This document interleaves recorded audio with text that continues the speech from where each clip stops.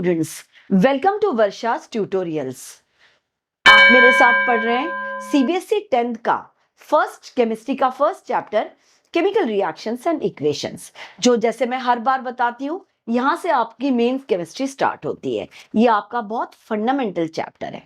इसके मैंने पहले 3 पार्ट्स कवर कर दिए हैं। फर्स्ट पार्ट में मैंने आपको केमिकल रिएक्शन की डेफिनेशन, उससे रिलेटेड इंपॉर्टेंट इंडिकेटर्स जो हमें इंडिकेट करते हैं केमिकल रिएक्शन हो रही है। सेकेंड पार्ट में मैंने उससे रिलेटेड कुछ एक्सपेरिमेंट शेयर किए थे। थर्ड पार्ट में मैंने आपको एक्सोथर्मिक एंड एंडोथर्मिक रिएक्शंस को बताया था। हर पार्ट के एंड में, जैसे कि मैं हर बार बोलती हूँ, मेरे नोट्स आपके लिए बहुत इंपॉर्टेंट हैं। वीडियो के लास्ट में मैंने आपके लिए बहुत इंपॉर्टेंट नोट्स शेयर किए हैं, उससे रिलेटेड बोर्ड में आने वाले इंपॉर्टेंट क्वेश्चंस आपको शेयर किए। आप उसको जरूर नोट डाउन कीजिए, क्वेश्चन आंसर्स लिखिए, आपके लिए एग्जाम के अंदर वो बहुत हेल्प करेगा। आज जो मैं आपको कवर करने जा रही हूँ पार्ट 4 केमिकल इक्वेशंस। मेरा चैनल सब्सक्राइब कीजिए। आपने यदि पहले वीडियोस नहीं देखे हैं तो आई बटन पे क्लिक कीजिए, पहले वीडियोस देखिए, क्योंकि तभी आपको आगे समझ में आएगा। और मेरे साथ जुड़िए और केमिस्ट्री पढ़िए सिंपल एंड इजी मेथड में। तो चलिए हम स्टार्ट करते हैं आज का topic chemical equations. Chemical equations, जैसे मैंने आपको पहले बताया था, जो केमिकल रिएक्शन होती है, केमिकल रिएक्शन को हम रिप्रेजेंट करते हैं केमिकल इक्वेशन से।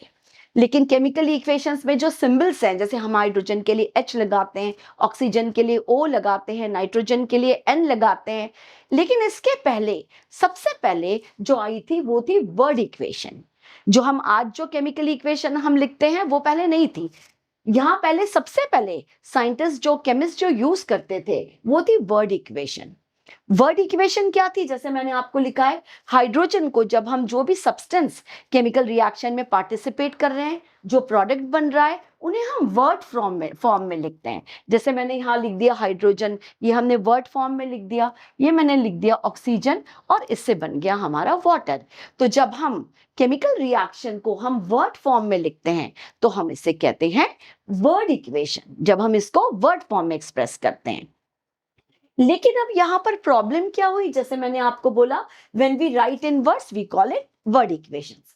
लेकिन यहाँ पर प्रॉब्लम आती है। आप यहाँ पर देखिए, आपको यहाँ सिर्फ इतना पता लग रहा है कि एक केमिकल रिएक्शन हो रही है जहां पर हाइड्रोजन एंड ऑक्सीजन कंबाइन होकर वाटर बना रहे हैं।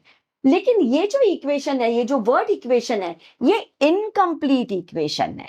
यहाँ आपको ज्यादा कुछ नहीं पता लग रहा है।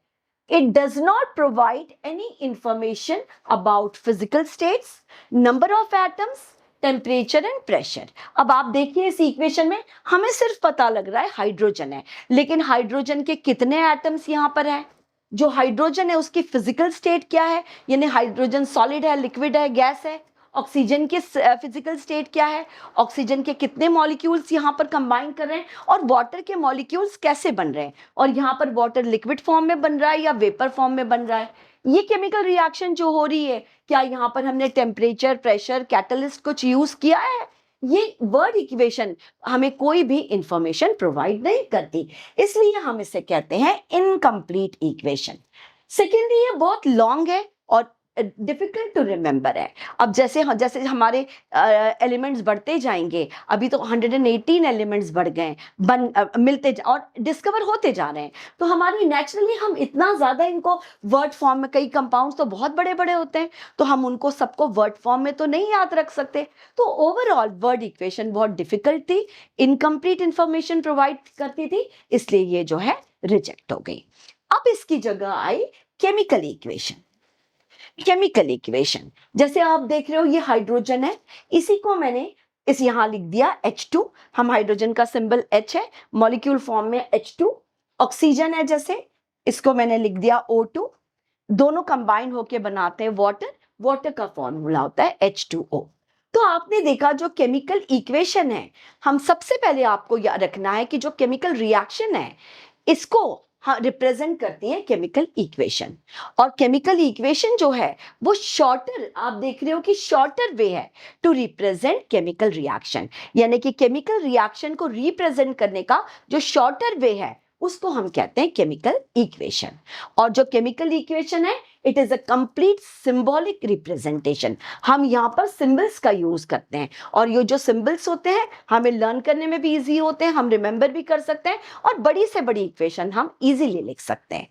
अब यहाँ पर सबसे इंपॉर्टेंट है, जब केमिकल इक्वेशन आ गई और हमने केमिकल इक्वेशन के फॉर्म में, हमने सिंबलिक फॉर्म में लिखना स्टार्ट किया, तो आप देखिए इट प्रोवाइड्स कंप्लीट इंफॉर्मेशन। ये ऑलमोस्ट मैक्सिमम इंफॉर्मेशन प्रोवाइड करती है। अब यहां देख रहे हैं आप, हाइड्रोजन ऑक्सीजन से कंबाइंड हो रहा है। हम देख रहे हैं हाइड्रोजन किस में है, मैंने यहाँ जी लिख दिया है, यानी हाइड्रोजन गैसियस स्टेट में है। ये कंबाइन हो रहा है ऑक्सीजन से, ऑक्सीजन भी गैसियस स्टेट में है और ये बना रहा है वाटर जो कि लिक्विड स्टेट में है। अब आप यहां देख रहे हो हाइड्रोजन के 2 एटम्स कंबाइन हो रहे हैं, ऑक्सीजन के भी 2 एटम्स कंबाइन हो रहे हैं और ये मिलके वाटर का 1 मॉलिक्यूल बना रहा है। अब आप देख रहे हैं यहां पर हमने इस एरो से दिखाया है, यानी रिएक्शन हमारी आगे की ओर फॉरवर्ड डायरेक्शन में जा रही है। इसके अलावा आप देखते हैं कि यहाँ पर हम बात करते हैं टाइप्स ऑफ रिएक्शन। ये हम आगे कवर करूंगी मैं, पर ये हमको पता लग रहा है ये कॉम्बिनेशन रिएक्शन है।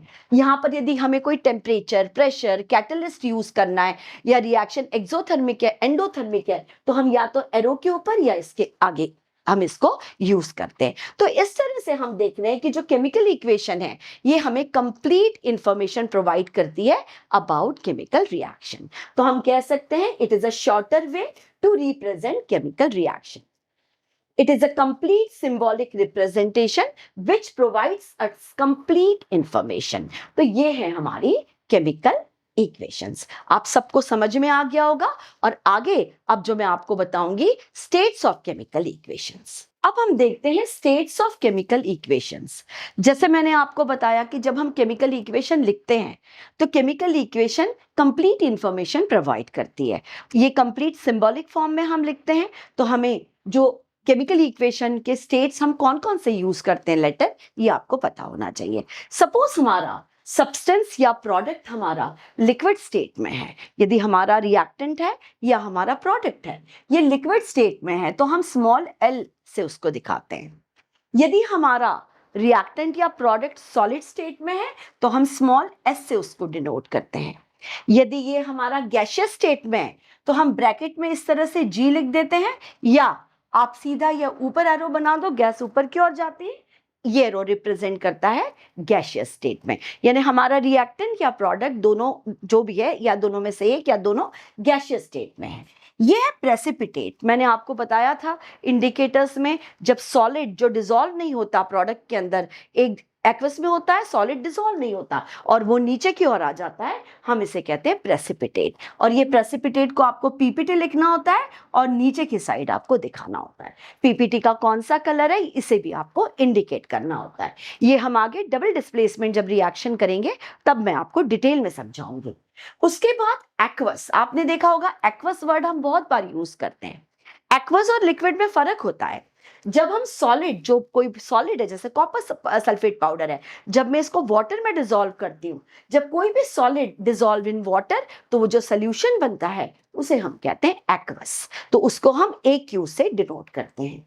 इसके बाद मैंने जैसे आपको बोला था कि यदि हमारी केमिकल रिएक्शन में along with प्रोडक्ट के साथ हीट निकल रही है, जैसे मैंने इंडिकेटर्स में आपको कैल्शियम ऑक्साइड का एग्जांपल बताया था, तो along with प्रोडक्ट यदि हमारी हीट निकल रही है तो हम प्लस डेल्टा साइन से इसको इंडिकेट करते हैं।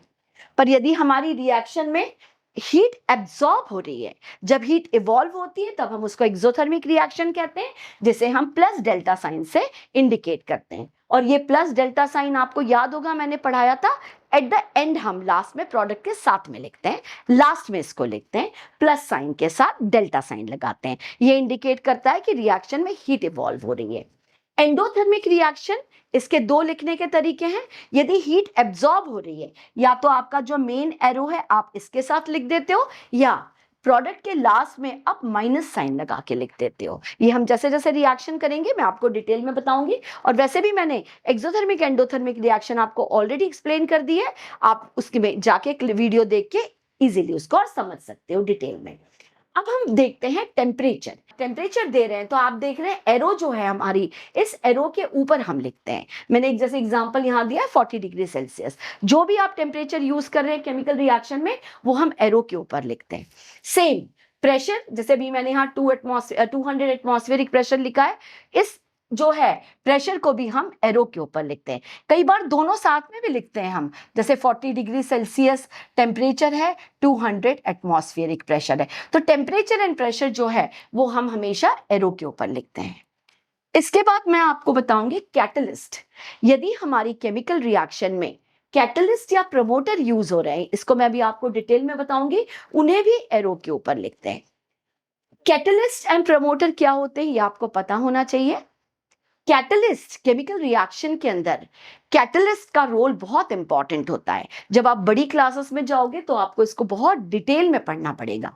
कैटलिस्ट जो है ये वो सब्सटेंस होते हैं, या तो ये मेटल होती है या उनके कंपाउंड्स होते हैं, दो सब्सटेंस विच ओनली इंक्रीजेस और decreases the chemical reaction rate.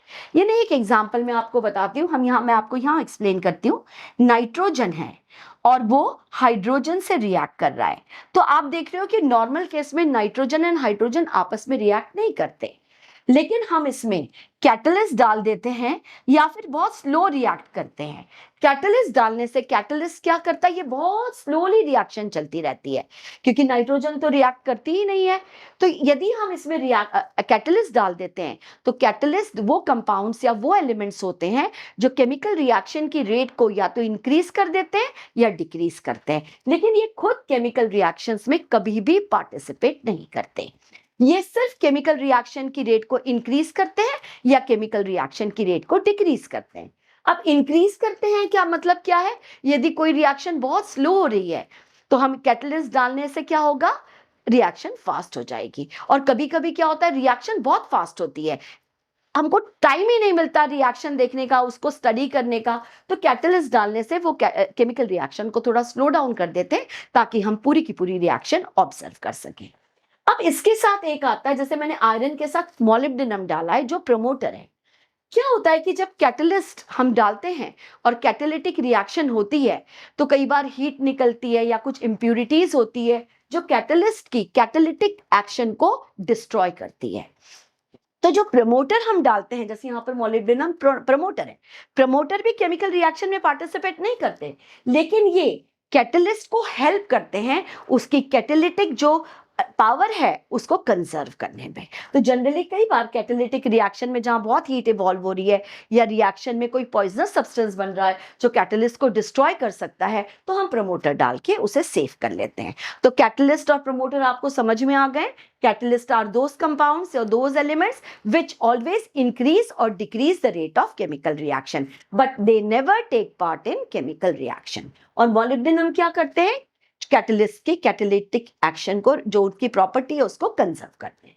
अब मैंने आपको एक रिएक्शन दिखाई है, जनरली आपको जो 10th के अंदर तो यही रिएक्शन ज्यादा है, ये रिएक्शन स्ट्रेट जा रही है, मतलब रिएक्शन जो है फॉरवर्ड डायरेक्शन में जा रही है, बट कई केमिकल रिएक्शंस होती है बैकवर्ड डायरेक्शन में। अभी इस साल आपको नहीं है वो, यदि रिएक्शन इस तरह से जाती है तो वो बैकवर्ड डायरेक्शन में। कई बार आप देख रहे हो जैसे यही रिएक्शन है, ये इस तरह से होती है, रिवर्सिबल होती है। रिवर्सिबल का मतलब होता है N2 और H2 आपस में रिएक्शन करके अमोनिया बनाते हैं। यदि हम रिएक्शन को स्टॉप नहीं करते तो ये रिएक्शन रिवर्सिबल होती है, पहले फॉरवर्ड डायरेक्शन में जाती है, अमोनिया बनता है, यदि हम अमोनिया को यूज कर लेते तो ठीक है, हम नहीं यूज करते तो रिएक्शन बैकवर्ड डायरेक्शन में शिफ्ट होती है और वापस नाइट्रोजन एंड हाइड्रोजन बन जाते हैं। तो ये जो मैंने है आपको पूरा कवर कर दिया है स्टेट्स ऑफ केमिकल इक्वेशन, जो आपके लिए बहुत इंपॉर्टेंट है। चलिए अब हम इसका नेक्स्ट पार्ट देखते हैं। हमें आपको केमिकल इक्वेशन क्लियर हो गई है। अब आपने हमेशा देखा होगा हम रिएक्शन में, जैसे अभी ये H2O2 आपको याद होगा 2H2 प्लस O2 2H2O, आप हमेशा देखते हो ये लिखा होता है। तो अब हमारा ये आता है why should a chemical equation be balanced. हम normal H2 plus O2 H2O लिख सकते हैं। मैंने आपको जैसे बोला ये सिंबलिक फॉर्म है, शॉर्टर वे है, कंप्लीट इंफॉर्मेशन देता है। तो हमें केमिकल इक्वेशन को बैलेंस करने की क्यों जरूरत होती है, क्योंकि जो हम बैलेंस कर रहे हैं वो तो हम आर्टिफिशियली बैलेंस कर रहे हैं, एक्चुअल में तो उतने एटम्स होते नहीं है। तो हम देखेंगे, जैसे आप एक इक्वेशन देख रहे हैं हाइड्रोजन, आप यहाँ हाइड्रोजन देख रहे हैं, हाइड्रोजन के 2 एटम्स हैं, हाइड्रोजन गैसियस स्टेट में इसके 2 एटम्स हैं। अब आप यहाँ पर देखिए ऑक्सीजन जो गैसियस स्टेट में, इसके भी 2 एटम्स हैं, दोनों आपस में कंबाइंड होकर टोटल रिएक्टेंट यहाँ पर कितने हैं 4 एटम्स। लेकिन जब प्रोडक्ट बनता है, जो वाटर बन रहा है, यहाँ पर हाइड्रोजन 2 है एंड ऑक्सीजन 1 है, यानी 3 एटम्स है प्रोडक्ट में। और हम सब जानते हैं इस यहां आप देख रहे हो reaction is unbalanced. Unbalanced reaction को हम कहते हैं स्केलेटल इक्वेशन। Skeletal equation. अब आप देखिए रिएक्शन में, आप देखिए इसका मतलब हमें रिएक्शन से तो यही इंडिकेट हो रहा है कि इस रिएक्शन में हाइड्रोजन एंड ऑक्सीजन ने आपस में रिएक्शन किया। हाइड्रोजन के तो 2 एटम्स वैसे ही रहे, लेकिन ऑक्सीजन का एक एटम डिस्ट्रॉय हो गया ड्यूरिंग केमिकल रिएक्शन। लेकिन हम सब जानते हैं, आपने 9th में पढ़ा है, लॉ ऑफ कंजर्वेशन ऑफ मास, जो 100% प्रूवन है। और लॉ ऑफ कंजर्वेशन ऑफ मास क्या कहता है? Matter is neither created not destroyed in a chemical reaction. Chemical reaction में कोई भी एटम न तो हम क्रिएट कर सकते हैं, न हम इसको डिस्ट्रॉय करते हैं। At the end of the reaction, जैसे मैंने यहां लिखा है कि जब हम रिएक्शन के एंड में दोनों को वे करते हैं, तो सपोज इसका वेट 50 ग्राम आ रहा है या 40 ग्राम आ रहा है, जो भी आ रहा है, इसका भी सेम वेट आएगा। तो हम सब जानते हैं at the end of the reaction mass of the products are always equal to mass of the reactant. मतलब कोई भी रिएक्शन हो रही है, जब रिएक्शन का एंड हो जाता है तो जो भी प्रोडक्ट का मास है और रिएक्टेंट का मास इक्वल होगा। इसका मतलब केमिकल रिएक्शन में जो एटम्स है वो तो कहीं जा नहीं सकते, वो तो डिस्ट्रॉय हो नहीं सकते। लेकिन फिर अब हम क्या करें? अब हम H2O का फॉर्मूला तो चेंज नहीं कर सकते। हमने उसको H2O2 कर दिया तो फिर हाइड्रोजन पर ऑक्साइड हो जाएगा, तो हमें बहुत प्रॉब्लम होगी। तो हम रिएक्शन को आर्टिफिशियली बैलेंस करते हैं। हम आर्टिफिशियली क्यों बैलेंस करते हैं? All equation must be balance to satisfy the law of conservation of mass. Law of conservation of mass को फुलफिल करने के लिए, सेटिस्फाई करने के लिए, जो कहता है हम केमिकल रिएक्शन में कोई भी एटम न तो क्रिएट हो सकता है, जैसे मैंने यहाँ वाटर लिखा, मैं यहाँ अमोनिया नहीं लिख सकती क्योंकि यहाँ नाइट्रोजन है ही नहीं, तो न तो हम एटम को क्रिएट कर सकते हैं, न हम एटम को डिस्ट्रॉय करते हैं। तो इसलिए कंजर्वेशन ऑफ मास को फुलफिल करने के लिए हमने आर्टिफिशियल मेथड बनाई, जिसको हम कहते हैं बैलेंसिंग ऑफ केमिकल इक्वेशन। तो चलिए, अभी जैसे मैंने आपको बोला कि हम केमिकल इक्वेशन को बैलेंस क्यों करते हैं, ये आपको समझ में आ गया है, to satisfy the law of conservation of mass. तो जो बैलेंसिंग ऑफ केमिकल इक्वेशन है, बैलेंसिंग ऑफ केमिकल इक्वेशन की डेफिनेशन क्या है? The process of making equal number of atoms of various elements on both sides of the equation is called balancing of chemical equation। यानी आपका जो reactant है उसके side में नंबर ऑफ एटम्स को हम इक्वल कर देंगे, और जो प्रोडक्ट साइड है उसमें हम रिएक्शन के जो प्रोडक्ट्स हैं उनको, उसके एटम के नंबर को हम इक्वल कर देंगे। ये हम कैसे कर रहे हैं? आर्टिफिशियली कर रहे हैं। अब यहाँ पर एग्जांपल देखिए, मैं आपको सिंपल हमारी जो इक्वेशन थी पहले मैं आपको वो बताती हूँ। यहाँ पर H2 और O2 था, जिसमें हमने बोला था 2 + 2 4 एटम्स थे, लेकिन हाइड्रोजन में यहाँ 3 एटम्स थे, तो रिएक्शन अनबैलेंस्ड है। जिस अनबैलेंस्ड इक्वेशन को हम कहते हैं स्केलेटल इक्वेशन। अब हमने क्या किया, मान लो यहां पर ऑक्सीजन 2 है लेकिन यहां सिंगल है, सपोज मैंने यहां पर 2 कर दिया, आर्टिफिशियली कर रहे हैं हम ये। तो जब हमारी ऑक्सीजन 2 हो गई तो नेचुरली आप देखिए ये 2 and 2 4, इसको हम मल्टीप्लाई करते हैं, सपोज मैंने यहां पर 2 कर दिया। तो अब आप देखिए हाइड्रोजन जब भी यहां रहता है और नीचे एटम होते हैं, हम इसको मल्टीप्लाई करते हैं, तो 2 × 2 हो गए 4 एटम्स। तो हमारे 4 एटम्स तो हो गए हाइड्रोजन के, ऑक्सीजन के हो गए 2 एटम्स, यानी टोटल हमारे नंबर ऑफ एटम्स हो गए रिएक्टेंट साइड में 6 एटम्स। अब प्रोडक्ट साइड में देख लेते हैं, 2 × 2 4, हाइड्रोजन के 4 है, ऑक्सीजन का आप देखिए 2, यहां जब लिखा होता है तो ये इसके लिए भी हम यूज करते हैं, ऑक्सीजन के 2 एटम्स, तो प्रोडक्ट में भी 6 एटम्स हो गए। तो आपने देखा रिएक्टेंट में भी 6 एटम्स है एंड प्रोडक्ट में भी 6 एटम्स है, तो इसने law of conservation of mass को सेटिस्फाई कर दिया। तो इस तरह से हम केमिकल इक्वेशन बैलेंस करते हैं, जो मैं आपको बहुत डिटेल में पढ़ाऊंगी। अब जो केमिकल इक्वेशन बैलेंसिंग का जो होते हैं वो 2 टाइप्स की इक्वेशन होती है। आपको जो सिलेबस में है 10th में वो सिंपल इक्वेशन है। सिंपल इक्वेशन मतलब ये 1 स्टेप इक्वेशन होती है। तो ये जो सिंपल इक्वेशन है ये इन्हें सिंगल स्टेप में इक्वेशन होती है।